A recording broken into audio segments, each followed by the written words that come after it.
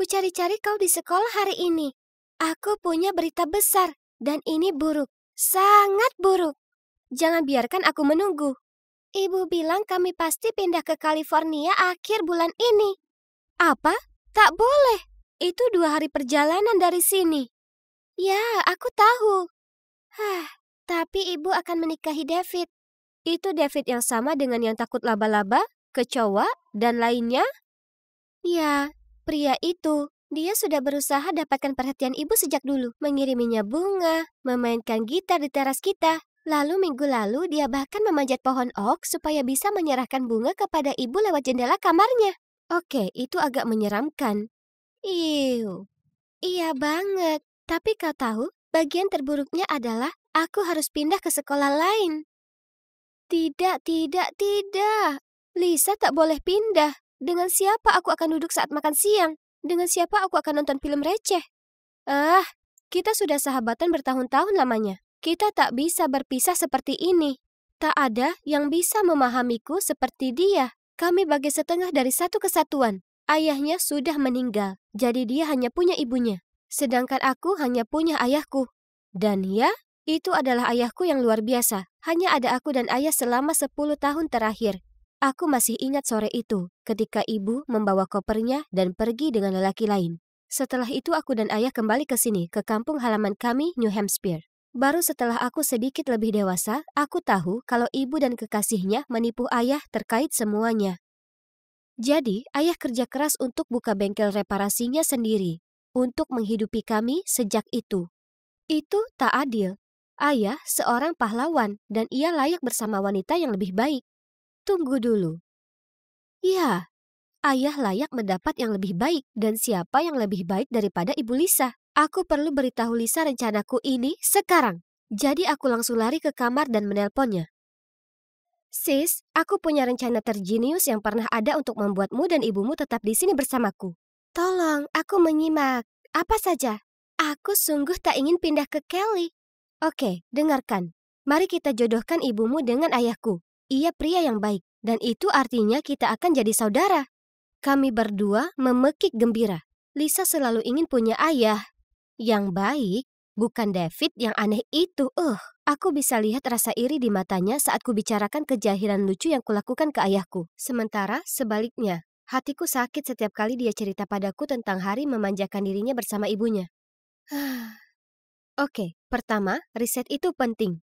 Kami habiskan sepanjang malam memeriksa horoskop mereka, kalkulator astrologi berdasar nama dan bahkan fisiognomi. Wah, mereka 98% cocok. Tapi hey, tak ada yang sempurna ya kan? Tapi aku dan Lisa akan melengkapi 2% yang kurang itu. Keesokan harinya kami berdua jadi zombie karena kurang tidur. Tapi paling tidak rencana yang sesuai telah dibuat. Kusuruh Lisa untuk memberitahu ibunya, Mary, untuk datang hari Sabtu saat ulang tahunku. Iya, sebenarnya itu bukan hari ulang tahunku. Tapi ibunya adalah presenter untuk saluran berita besar, jadi ia sangat sibuk. Kami harus membuat acara khusus supaya ia tak bisa berkata tidak. Lalu ku beritahu ayah untuk siapkan hidangan istimewanya menyambut tamu spesialku. Tak mungkin Mary bisa menolak.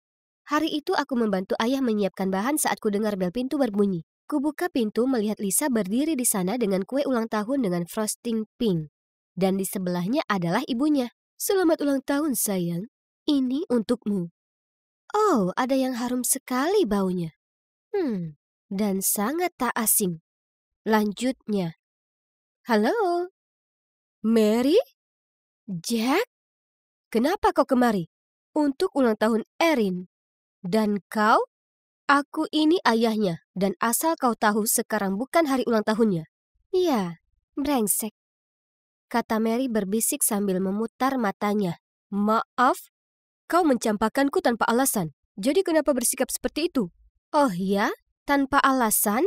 Mataku melesat dari ayah ke Mary. Hah? Kenapa mereka saling memaki? Ini sangat membingungkan. Tapi kurasa mereka dulu sempat pacaran? Ya Tuhan, sungguh dunia yang sempit. Oke, terserahlah. Karena sekarang adalah jam makan siang. Dan wow, daging giling legendaris ayah baunya luar biasa. Kami duduk, dan Mary melotot ke ayah saat dia menggigit masakan itu. Tapi kemudian dia berseru, "Oh wow, kurasa beberapa hal tak pernah berubah ya? Masakanmu masih saja terlalu asin." Oh ya? Tapi yang ku ingat, ada yang tetap minta tambah, bukan main. Permisi, tapi apa kalian berdua saling mengenal? Lisa dengan lugu menyela. Ada keheningan yang terasa canggung, lalu ayah berkata, "Iya, kami saling mengenal. Tapi ini pertama kalinya aku bertemu Mary sejak kami putus, tepat setelah aku mengunjungi studionya untuk pertama kali." Mary terlihat kebingungan saat ia menjawab. "Lisa, seharusnya kau tak menjebakku untuk datang ke sini. Selesaikan makananmu, kemudian kita pergi." Saat mendengar ini, ayah menyuruhku dan Lisa untuk ke kamarku supaya ia bisa bicara dengan Mary secara pribadi. Hanya saja kami sembunyi di balik sofa dan menguping. Ternyata di hari itu, Mary mengajak ayah ke studio untuk menyaksikan syuting pertamanya sebagai presenter berita. Setelahnya, Mary lewat ruang tunggu dan tak sengaja dengar ayah bicara dengan seseorang. "Aku jelas mendengar orang itu bertanya padamu bagaimana penampilanku, dan kau bilang aku masih Mary yang sama seperti biasanya. Apa kau tahu kalau kuhabiskan 2 jam memakai make up dan sangat ingin menunjukkannya padamu?" Ayah berusaha menimpali, tapi Mary tak memberinya kesempatan. Parahnya lagi, kemudian kau bahkan memberitahu mereka kalau kau senang sekali kalau aku tak akan jadi pacarmu lebih lama lagi. Jadi, untuk mencegahnya, aku harus memutuskanmu duluan. Oh, ya ampun. Jadi ayahku ini playboy atau apa? Lisa dan aku saling menatap bingung, lalu lanjut menyaksikan pertunjukan itu. Ayahku tercengang lalu kemudian dia berkata dengan suara tak berdaya. "Oh, Mary, semua tak seperti itu. Kukatakan kau terlihat sama karena kau selalu cantik pertama kali aku melihatmu. Dan mengenai yang lainnya, ya, aku sudah menyiapkan cincin untuk melamarmu. Jadi kau tak lagi jadi pacarku, melainkan istriku." Apa? Jadi, mereka putus karena kesalahpahaman tak jelas dan putus kontak sejak itu. Ya ampun, kukira orang dewasa itu harusnya paham apa yang mereka lakukan. Memang kelihatannya tak selalu seperti itu. Mary tersenyum canggung pada ayah dan mengatakan kalau mereka bisa berteman. Kemudian ia menceritakan soal David dan bahwa ia akan menikahinya tanggal 22 Desember. Tidak! Kami tak mungkin biarkan ini terjadi. Pasti ada cara lain membuat mereka bersama. Tapi jalan itu penuh halangan dan rintangan. Terutama saat ayah memberitahu berita mengejutkan. Pacar barunya, Lucy. Beberapa hari kemudian saat aku mengerjakan tugas seniku, ayah masuk ke kamar dengannya. "Permisi?" Lucy mengenakan gaun yang sangat ketat dan memakai make up paling tidak 7 lapis. Lalu dia bahkan berani mengambil fotoku dengan ibu dan mencibir. "Oh, bagus sekali." Aku segera mendatanginya, merebut itu dari tangannya dan berteriak, "Jangan pegang barangku, aku tak suka denganmu." Dia langsung melotot padaku. Tapi kemudian tahu ayah turun dari lantai atas, dia tiba-tiba tersenyum dan memelukku sambil berbisik di telingaku. "Kau tak suka, tapi harus." Duh, dasar ular berbisa. Tapi parahnya, saat dia pergi, wajah ayah tersenyum bodoh. Dan kemudian dia benar-benar menanyakan apa aku mau dia menjadi ibu baruku. Oh, tidak. Pastinya dia sudah menghipnotis ayah. Dengan segera ku telepon Lisa untuk memberitahu soal ini. Dia punya ide mengajak ibunya untuk bergabung dengan kami di pasar Natal pekan ini. Sayang sekali, ibunya menolak. Rupanya dia sudah terlalu sibuk dengan rencana pernikahan. Dan jika kalian berpikir situasi tak akan lebih buruk, ternyata kemudian ayah mengajak Lucy ikut. Jadi, Lisa izin ke ibunya agar memperbolehkannya menginap bersamaku selama beberapa hari supaya kami bisa memberi Lucy pelajaran. Mari kita mulai jahil. Pagi itu, Lucy muncul dengan gaun biru muda yang mewah dan menyuruh ayah mengambilkannya waffle berlapis coklat. Sayang sekali, aku tak sengaja menjatuhkannya mengenai pakaiannya. Ups! Kemudian ada lalat palsu entah bagaimana jatuh ke dalam coklat panasnya. Matanya hampir copot dari kepalanya saat dia meminumnya. Tapi dia hanya menyeringnya licik, lalu meraih lengan ayah dan bergelayut di dekatnya. Hebat! Tapi kalian tahu, kecerdikan dilawan kecerdikan. Saat ayah pergi ke kamar kecil, dengan mata berkaca-kaca aku berkata, "Lucy, aku sangat mengagumi orang baik sepertimu. Ayahku hanyalah mekanik dengan gaji $1.500 per bulan, tapi kau masih mencintainya." Jadi ini tidak benar. Ayah menjalankan bisnisnya sendiri, tapi ya... Tak mungkin. Tapi dia terlihat kaya. Oh, ayah mungkin hanya putus asa mendapat perhatianmu. Dia sedikit membual. Dan kau bangga karenanya? Itu tak lucu, sayang. Aku ini tak selevel dengan ayahmu. Tak mungkin aku mau bertahan menghadapi anak manja sepertimu untuk laki-laki yang miskin. Tepat saat itu ayahku kembali dan tak mengejutkan, mereka putus. Sekarang karena dia sudah tersingkir, ayah bebas untuk mengambil hati Mary. Ya kan? Kami bertiga kembali pulang dan memperhatikan ayah bertingkah aneh. Dia terus mondar-mandir di pintu. Lalu ketika Mary datang menjemput Lisa, ia langsung membukanya dan berseru padanya. Kau sudah pikirkan lagi tentang kita? Dia tak berkata apapun, tapi kulihat mereka saling melempar pandangan menyesal. Cinta mereka pada satu sama lain sangat jelas dan nyata karena mereka sudah saling kenal sejak mereka tak punya apa-apa. Namun mereka tak melakukan apa-apa. Sudah tanggal 20 Desember. Itu artinya hanya ada 2 hari lagi sampai hari pernikahan. Aku tak bisa biarkan rencana kami gagal seperti ini. Segera kuraih ponselku untuk menelpon Lisa. Tapi deringnya ada di sebelahku. Ponselnya ketinggalan di rumahku. Sial.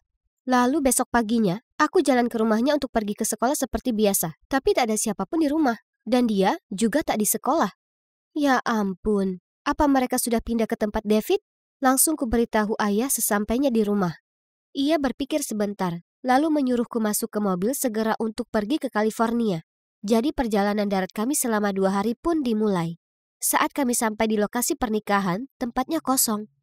Oh tidak, kami sudah terlambat. Ayah terlihat hancur. Jadi aku merangkulnya dan mulai menuntunnya keluar dari sana. Tapi kemudian resepsionis muncul dan berkata, "Oh, apa mereka juga tak beritahu kalian pernikahannya dibatalkan?" Wajah ayah berbinar, dan kami berdua bergegas menuju mobil dan memulai perjalanan panjang untuk pulang. Oh, rasanya begitu lama di mobil, dan sekarang tinggal 2 jam lagi hingga malam Natal. Jalanan penuh dengan dekorasi Natal yang indah. Kupandang lewat jendela dan melihat orang-orang berkumpul dengan keluarga mereka, sementara ayah dan aku berkendara tanpa henti. Menyedihkan sekali. Kami langsung menuju ke tempat Lisa dan Mary, tapi mereka sedang pergi. Jadi kami duduk membeku kedinginan di teras mereka dan menunggu. Ayah tertidur, kepalanya bersandar di pundakku. Tuhan berkati. Kemudian kulihat mereka berjalan ke arah kami. Ya ampun, kalian haruslah lihat wajah terkejut mereka. Kubangunkan ayah, lalu ia melihat Mary. Mary menjatuhkan tasnya dan memandang kami takjub. Kemudian Lisa memberitahu kami cerita lengkapnya. Ternyata, di perjalanan menuju California, mereka bertemu perampok amatir yang memaksa mereka keluar dari mobil. Mary langsung memukul mereka dengan tasnya, sementara David kabur dan sembunyi di balik pohon. Dengan Lisa. Ketika para perampok itu melarikan diri, Mary cerita ke David semua yang ada di lubuk hatinya. Bahwa meski David kaya, bukan itu yang ia inginkan. Justru, Mary ingin pria yang bisa mendukung dan melindunginya. Mary tersanjung dengan gestur cintanya, tersentuh dengan kegigihannya, dan mengira kalau cinta bisa tumbuh, tapi rupanya tak sesederhana itu. Jadi mereka putus, dan pernikahan pun dibatalkan. Ayah dan aku tercengang. Kemudian, dengan mata berkaca-kaca, ayah berkata, "Mary, aku menyesal karena membiarkanmu pergi, tapi ini masih belum terlambat, kan?" Sesaat kemudian, dikeluarkannya cincin lama dari hari itu dari dalam kantongnya, lalu berlutut dan berkata, "Mary, maukah kau menikah denganku?" Mary menangis. "Ya, baik Lisa maupun aku sangat bahagia. Jadi kini kami berdua punya seorang ibu dan ayah, dan kami jadi saudara. Yeay! Ini adalah Natal terhangat yang pernah ada."